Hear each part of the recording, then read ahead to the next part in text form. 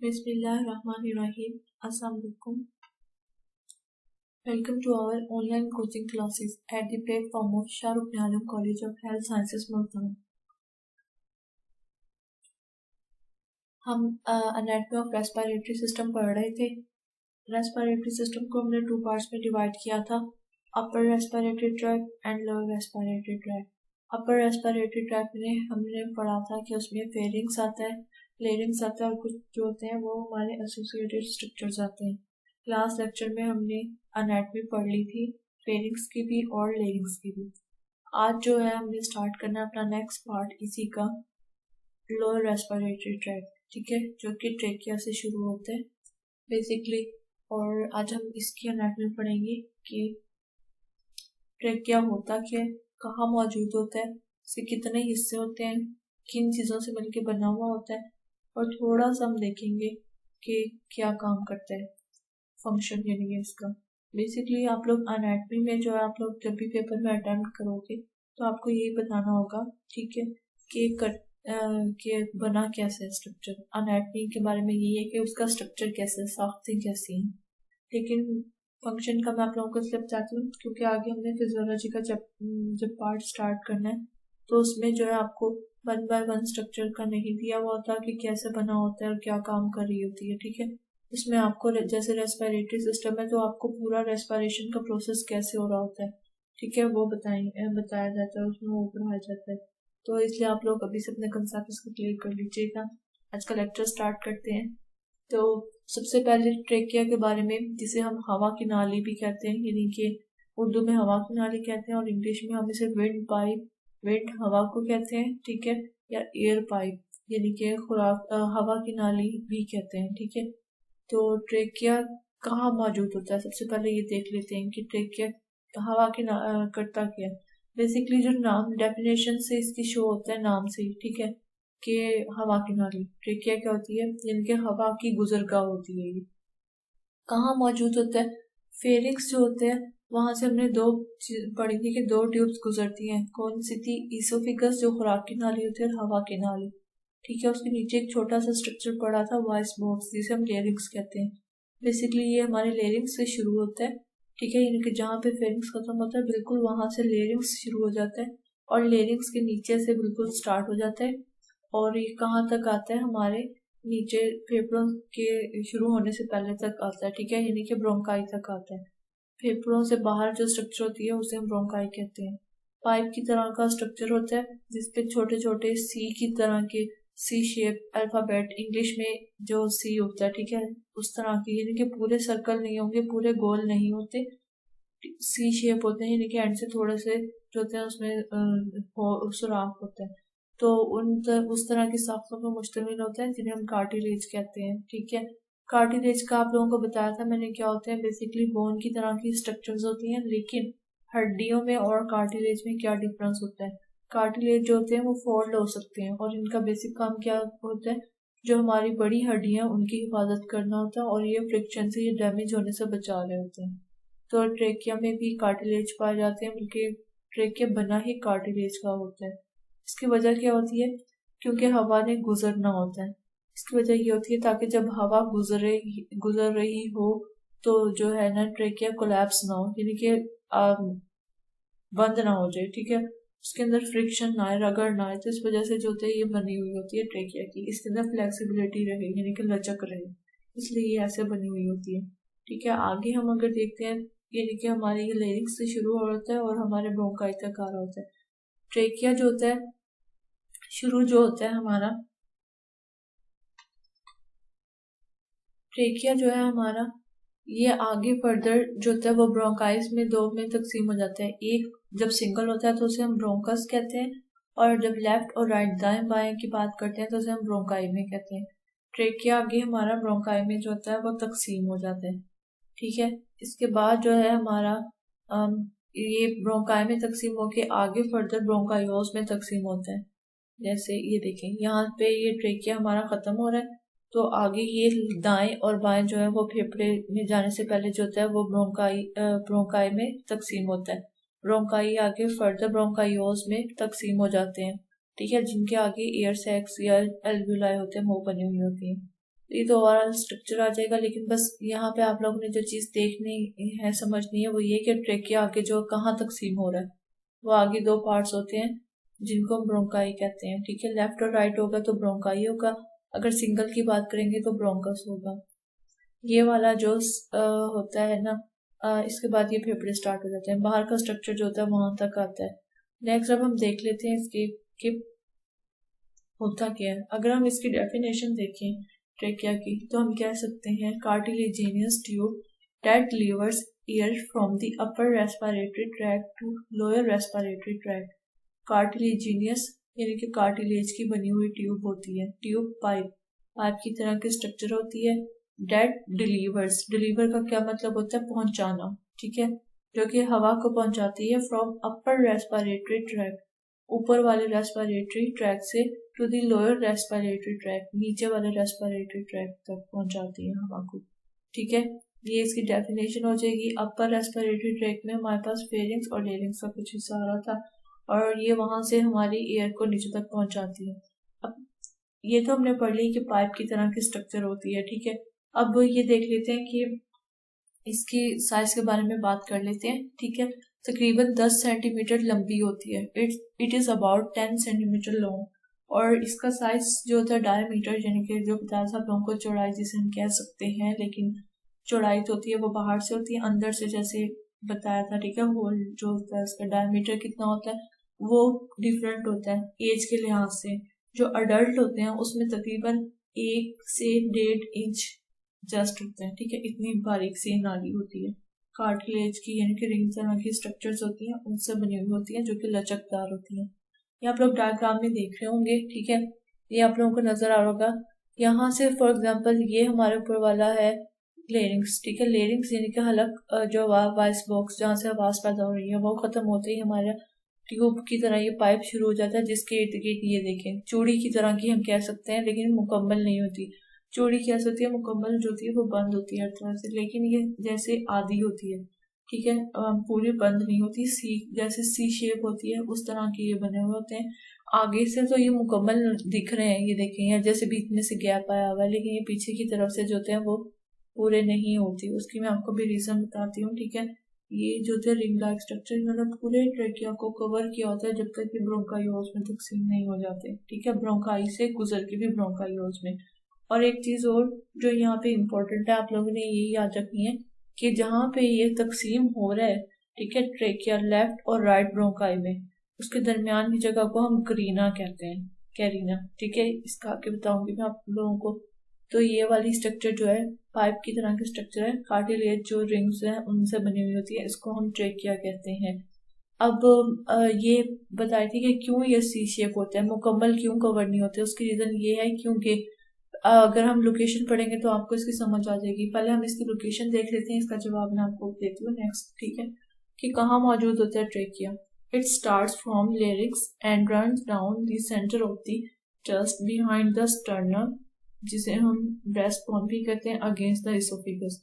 यानी कि हमारे लेरिक्स से स्टार्ट होता है, जिसे हम वॉइस बॉक्स कहते हैं, and runs down, runs down का मतलब होता है नीचे आता है, सेंटर ऑफ द चेस्ट। ठीक है, हमारी जो चेस्ट होती है उसके दरमियान तक आता है, बिहाइंड द स्टर्नम।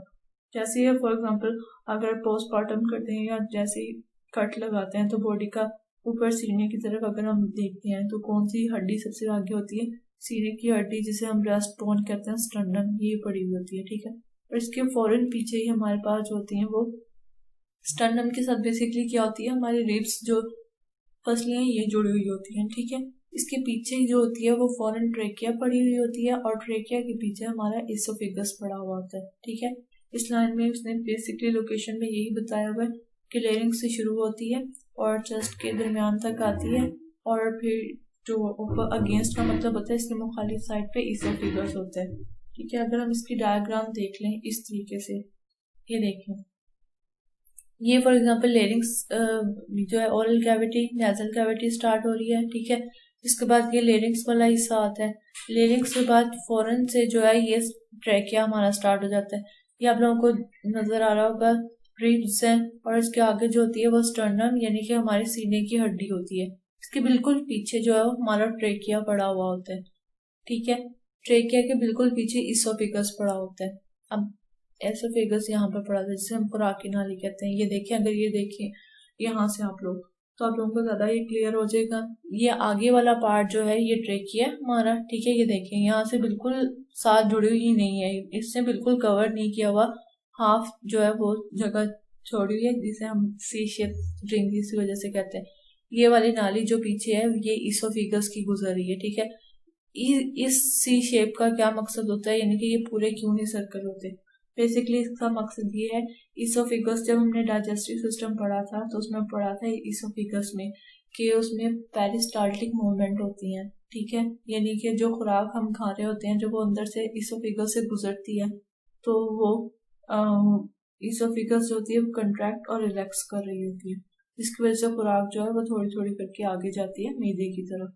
तो इसोफेगस बारीक सी नाली होती है, ट्रेकिया से भी बारीक होती है, ठीक है। इसने फूलना होता है तो इस वजह से जो होती है ना, ये मुकम्मल कवर नहीं होती। अगर ये मुकम्मल कवर हो तो फिर इसोफेगस को इतनी जगह ना मिले, इसलिए ताकि हम खुराक जब खाते हैं तो इसोफेगस से आसानी से गुजर सके, इसलिए ये सी शेप के रिंग्स पे मुश्तमिल होती है जो हमारा ट्रेकिया होता है। नेक्स्ट है हमारे पास कैरिना का बता दिया था मैंने आपको, ठीक है, कि जहां से ट्रेकिया लेफ्ट और राइट ब्रोंकाइल में डिवाइड होता है उस जगह को हम कैरिना कहते हैं, और इसको एंगल ऑफ कैरिना भी कहते हैं, ठीक है। जहां से point eight which the trachea divide into the left and right bronchi, जहां से आगे से तकसीम होना होता है उसे हम कैरिना कहते हैं। नेक्स्ट है हमारे पास के लेयर्स किन कैसे बना हुआ होता है, ट्रेकिया किस चीजों से मिलकर बना हुआ होता है। इसमें इट कंसिस्ट द 3 लेयर्स, 3 तहें होती हैं, आउटर, मिडल, इनर। आउटर का मतलब होता है बाहर वाली, मिडल का मतलब होता है दरमियान वाली, और इनर का होता है अंदर वाली लेयर, ठीक है। बाहर वाली का मकसद वो होगा जो बिल्कुल बाहर दूसरे हमारे जिस्म के हिस्सों से जो होती है वो जुड़ी हुई होती है, उस लेयर को हम आउटर कहते हैं। जो दरमियान में आती है उसको मिडल कहेंगे, और जो सबसे अंदर की तरफ आती है जहाँ यानी कि हमारा खून गर्दिश कर रहा होता है उस लेयर को हम इनर लेयर कहते हैं, ठीक है। तो हम देख लेते हैं इसको। सबसे आउटर लेयर जो बाहर की लेयर है ना, वो किन किन चीजों से मिलकर बनी होती है, मसल्स से, फिब्रियस एंड इलास्टिक मसल्स।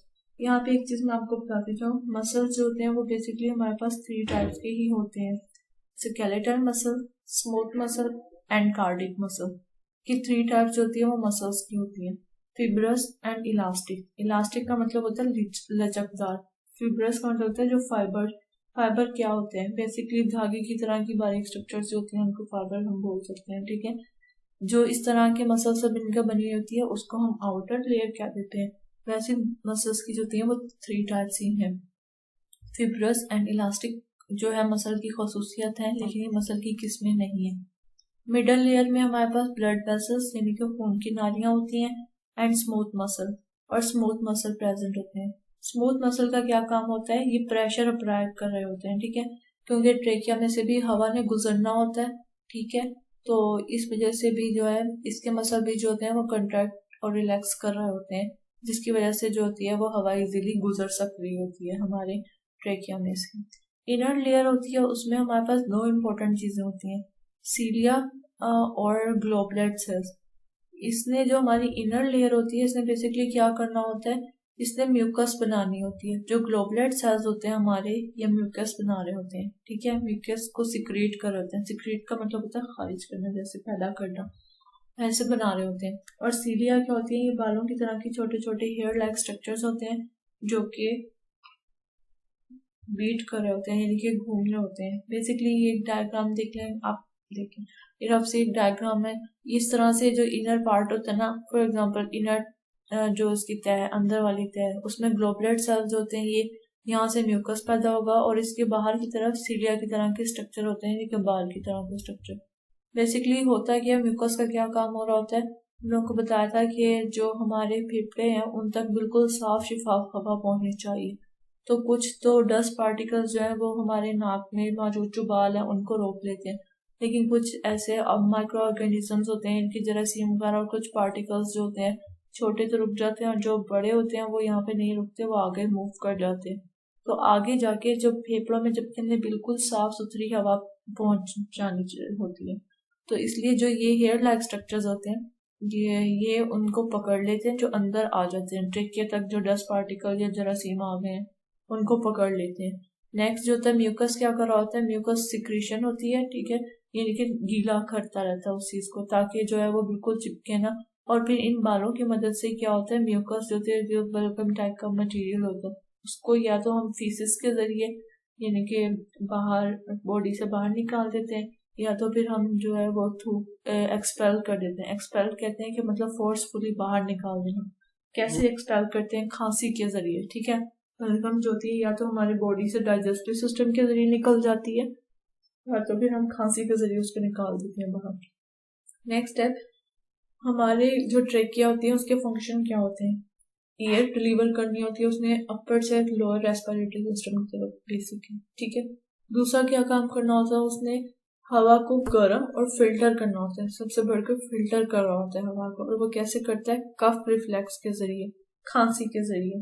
बेसिकली क्या होता है कि जब भी कोई इरिटेंट क्या कहते हैं कि मतलब नुकसानदेह या जिस्म जिसका आदि ना हो या जिस्म का जो पार्टिकल जिस्म का हिस्सा ना हो, ऐसा कोई बाहर से जो पार्टिकल आ जाता है, ठीक है, कोई जरा आ जाता है, जैसे कि मट्टी का डस्ट पार्टिकल हो गया, मट्टी के जरात वगैरह आ गए हमारे आगे हलक तक पहुंच जाते हैं, सांस की नाली तक पहुंच जाते हैं, तो क्या होता है, तो हमारे जो सांस की नाली है इसमें हमारे जो नर्व्स हैं यानी कि हमारे दिमाग से बराह रास्त जो होती हैं वो छोटी छोटी नालियां टाइप कहते हैं, नर्व जो होती हैं वो जुड़ी हुई होती हैं। तो क्या जैसे ही हमारे सांस की नाली में कोई ऐसा पार्टिकल आता है तो वो पहचान लेती हैं कि हमारे जिस्म का तो हिस्सा है ही नहीं और आगे फेफड़ों को जाके नुकसान दे सकता है। तो क्या करता है कि फिर खांसी का जो रिफ्लेक्स है वो खांसी का सेंटर जिसे हम कह सकते हैं, ठीक है, कफ रिफ्लेक्स, उसको जो है एक्टिवेट कर देते हैं। फिर क्या होता है कि हमारे दिमाग को फौरन अलार्म जैसे बजता है, इस तरह से आता है कि मतलब कोई खतरा है। इससे क्या करता है हमारा दिमाग जो होता है वोकल कॉर्ड को जो होता है वो हमारा सांस जो होता है वो तेजी से अंदर की तरफ जाता है, हम बहुत तेजी से सांस अंदर लेते हैं जब खांसी आती है, आप लोगों ने नोट किया होगा। और हमारा वोकल कॉर्ड जो है जब सांस अंदर जाता है तब वो बंद होते हैं, ठीक है। फिर ब्रेन जो होता है वो दोबारा सिग्नल भेजता है तो वोकल कॉर्ड ओपन हो जाते हैं और सांस जो है उतनी तेजी से ही जितनी तेजी से अंदर गया होता है बाहर आता है। इस तेजी से हवा के अंदर और बाहर आने के दौरान क्या हो रहा होता है, अक्सर म्यूकस के साथ और अक्सर बगैर म्यूकस के जो होता है वो डस्ट पार्टिकल्स जो होते हैं वो बाहर की तरफ निकाल दिए जाते हैं, जिससे क्या होता है फेफड़ों तक बिल्कुल साफ सुथरी हवा पहुंच रही होती है। ये तो था इसका बेसिकली फंक्शन, ये आप देख लेंगे तो आप लोगों को आइडिया हो जाएगी ये, ठीक है। इस तरीके से ये अगर आप देखते हैं कि खांसी का कैसे हो रहा होता है, कोई भी हमारी बॉडी में जाता है डस्ट पार्टिकल्स या इरिटेंट तो क्या होता है बेसिकली यहाँ से जैसे एंटर होता है तो हम बहुत ज्यादा सांस पहले अंदर की तरफ लेते हैं, हमारे दिमाग को जो है वो अलार्म जाता है तब, ठीक है। उसके बाद क्या करते हैं उतनी ही तेजी से जो है वो म्यूकस ने क्या करना होता है, डस्ट पार्टिकल को, म्यूकस एक तरह से गम का गूंद का काम करेगा, उस मटेरियल को या नुकसानदेह को उसने चिपका लेना होता है, तो फिर उतनी ही तेजी से हवा उसे बाहर की तरफ ले आएगी और बाहर निकाल दिया जाता है, ठीक है। ये इसका बेसिकली काम था। That's all about that trick.